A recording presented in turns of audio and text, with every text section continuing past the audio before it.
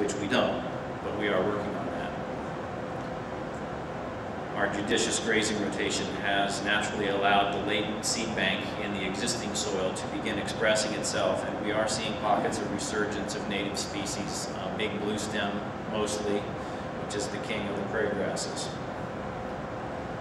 We use lightweight, portable, electrified netting in place of an encircling population of predators. We move that fence of netting around the farm as often as twice a day, occasionally even 3 times a day, but never leaving the animals in any one spot for more than a couple of days at a time. We move through the open grassland parts of the farm, through the woods, and it's a constant year-round dance of evaluating how much forage the animals have available, how much they need for their nutritional requirements, and how much we need to leave behind to promote the regrowth and health of that plant and the soil that it grows in.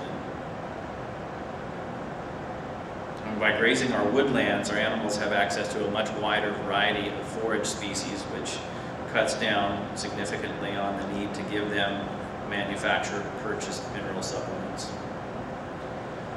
We are working on a grazing regimen which allows us to graze 12 months of the year, which we do by stockpiling forage in the field, by leaving long rest periods for parts of the forage between grazing sessions. To a large extent, this practice is there to cut out the petroleum-consuming heavy metal equipment that is required for haying and its concomitant compacting effects on soil. So our animals harvest their own feed, after which they fertilize and condition the soil for us and spread seed for us. We're trying to let them do the work that nature intended them to do. I was mentioning to Brian earlier that we got all the way to March 1st this year without feeding any hay to our animals. We fed it for about 3 weeks, and the grass was so early this year that the sheep didn't want to have anything to do with the hay after that and kept breaking out of their paddock. Most of our neighbors feed hay starting in November and feed all the way through April. So we feel like that is a significant effort to keep the health of our soil at the forefront of what we are doing. We're concerned about the effects that the predicted and the present drought are going to have on our ability to maintain those practices. Because right now, the grass is way early, but it's also stopped growing while we haven't had any rain. And when your business is to make sure livestock are growing and healthy and alive, that's a big concern. We're also totally committed to raising all of our poultry outdoors in our pastures. And this means that our laying flock is housed during all but the worst winter months in an open rolling coop in the pasture surrounded by the same type of electric netting that we use for the sheep, only more tightly woven for the chickens. We raise all of our broilers seasonally in open air pens that we similarly move through the pasture twice daily.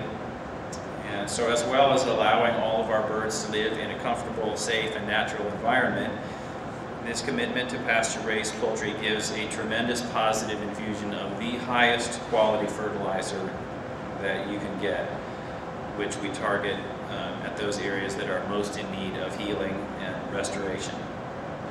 It also provides our animals with a healthy, predator and stress-free environment to grow, and it provides all of us with the healthiest and best tasting chickens you'll ever eat, and eggs.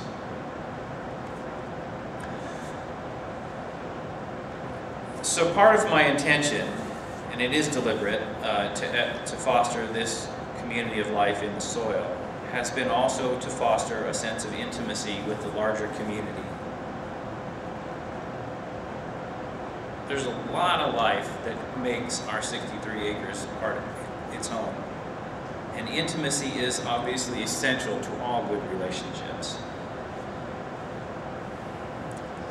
Seeking a more intimate relationship with the natural community of life around our farm. I guess the way I describe it is I want to become a fully participating member in that community of life, not just an extractive, observing occupant of that space.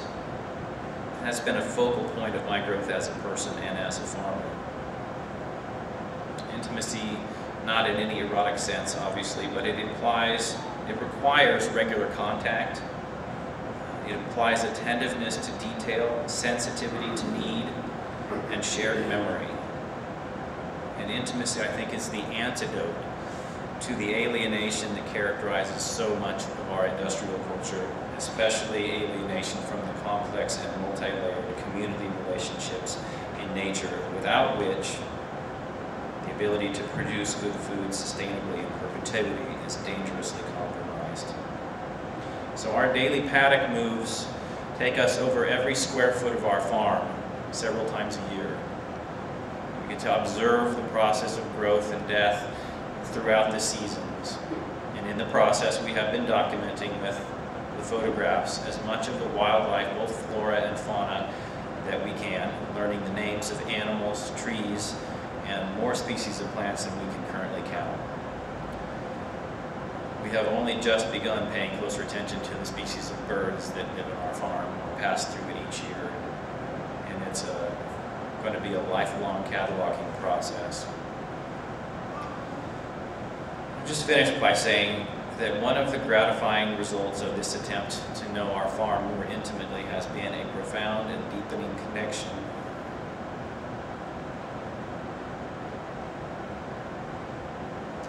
and even love for that place.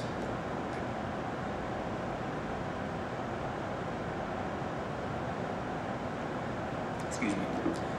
And as I said, there's nothing particularly erotic about this growing love, but I have found that it does share aspects of the love that I share with my family. In particular, it has given me a much wider breadth to my understanding of what it means to be a husband by adding the dimension of husbandry in the classical agricultural sense to my experience. In the same way that two lovers begin after the first flush of romantic energy dissipates, the long process of really getting to know each other and of trying to love each other more deeply as their intimacy increases. As their knowledge of each other deepens, my relationship with this piece of land has followed a similar path. I fell in love with this place the first time we visited it. It was the first place of more than a dozen that we looked at when we decided to buy a farm. And it seemed to me from the very beginning to have everything that I could desire. It had woodland to provide wood crafts, for fuel, for a wilderness to explore. It had grassland for raising livestock, creek and pond for water, and all that it provides and symbolizes for life. It didn't take very long for that initial flush of excitement to eventually begin to ebb as I realized the complexity and magnitude of the responsibility, and as I became aware of how little I knew about how to take care of the place and how ill-equipped I was, both materially and spiritually, to do so. So a large part of the farm for a long time felt very wild and mysterious and terribly unknown to me, and it really remained that way until the last few years when the growing size of our herd forced us to use every square inch of the place as a farm. And I've had to explore every nook and cranny as I have moved and removed our temporary electric fence to get the animals to utilize all the forage and food that's available to them. As I have seen more of the place more frequently, I have gotten vastly more familiar with its physical contours, its flora and its fauna, and my affection has palpably deepened. I think for several years after we first moved to Sweetlove Farm, I felt detached enough from it that it would never, if we had to leave, I wouldn't have a hard time packing up and doing so. But after the last few years of really seeing our place, I'm coming to love it more deeply. I feel my own roots sinking into it and its roots into me, claiming a hold that would be painful to break.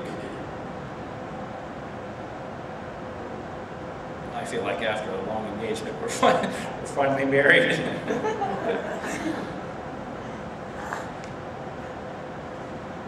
10 years into really learning how to farm this place, and I've said many times that I think Well, I started at the age of 35.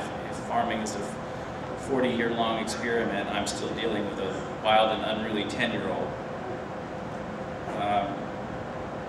Which really makes sense, because along with the sense of the spousal, there has also been a strong feeling of the paternal in the relationship that has developed. And I guess ultimately fatherhood is an essential part of husbandry, especially for us men. But that paternal instinct has emerged as a strong feeling of responsibility for seeing that this place that we live on gets the best care that it can get, that it not be harmed by abuse, neglect, or accident, and that it is my duty to foster it to its full potential. That its long-term fertility, fecundity, and health will ultimately be the measure of my love for that place.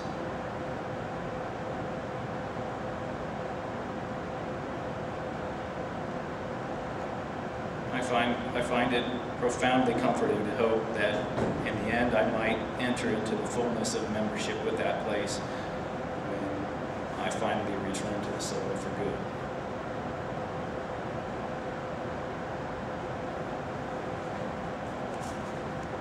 So thanks for listening. Hope you enjoyed the photos. If anybody has any questions that they'd like to ask about what I've said or what they've seen, I'd be happy to respond.